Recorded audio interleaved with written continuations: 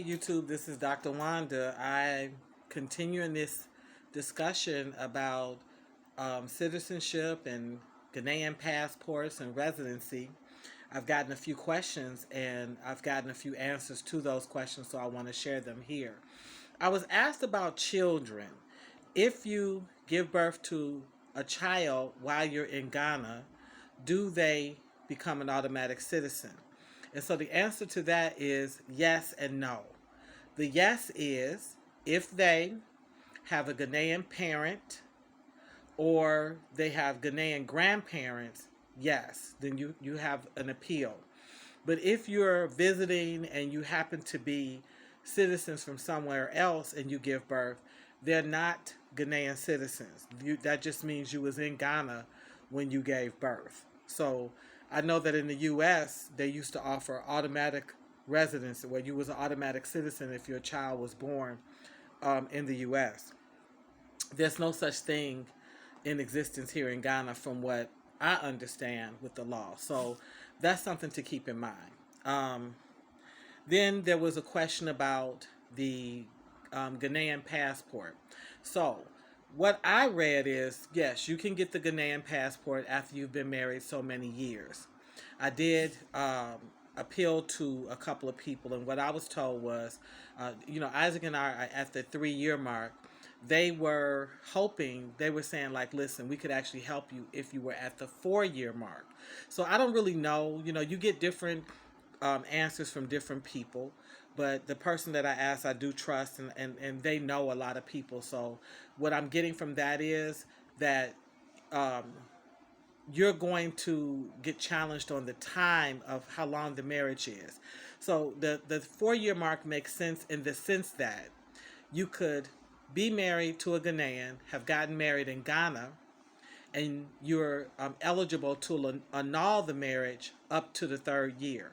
So it would seem like they basically use that sort of as a gauge of how serious you are, that if you've made it to the 4 year mark, that this is a legitimate marriage. Okay. I did look up on the website some stuff about foreigners and spouses of Ghanaians, how that applies to indefinite residency, and I want to read some of that to you. It says, spouses of Ghanaian nationals may obtain an indefinite residency permit after a number of years of marriage. Applications can begin after 18 months of marriage. So after 18 months of being married, you can appeal for your indefinite residency. It says spouses have also started to receive Ghanaian passports on the basis of their marriage to citizens. So that's really, really, really encouraging. We advise to join the International Spouses Association of Ghana. ISAG is the acronym. International Spouses Association of Ghana. That's what they suggest that you join.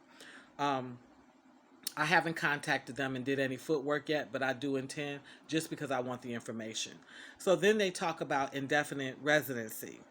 And what it says is that here are the criteria that qualifies a foreigner not married to a Ghanaian for indefinite resident status, as published by the government. Okay, this is for folks not married to a Ghanaian. One has to reside in Ghana throughout the period of 12 months immediately preceding the date of application. So as soon as you put your application in, you need to start living here.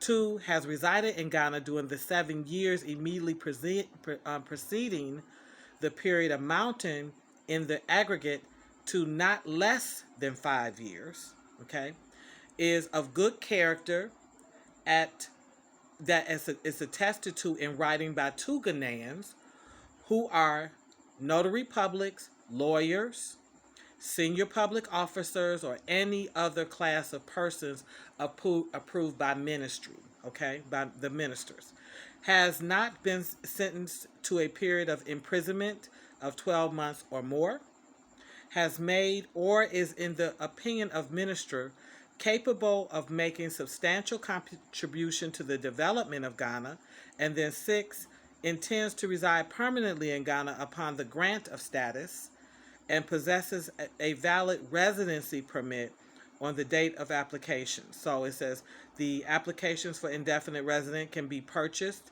from the relevant offices of GIS for 50 Ghana. That's just the application. Then you need the list of the documents.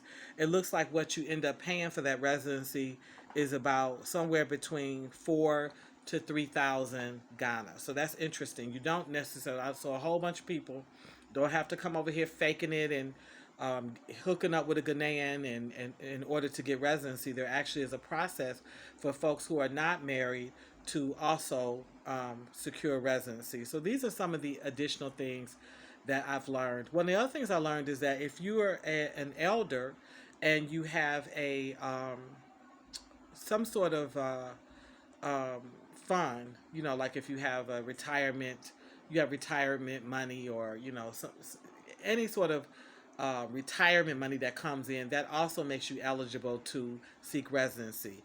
None of these countries want to absorb anybody's lumpings. They don't want people that they're going to have to take care of, or that they're going to be a burden to the country. So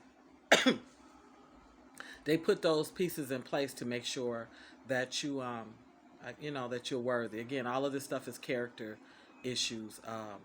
Yeah. So this is what I'm learning, and if I learn anything else, I'll most certainly share with you, and I'm gonna begin to put the footwork in to see about my Ghanaian passport. And I'm signing out.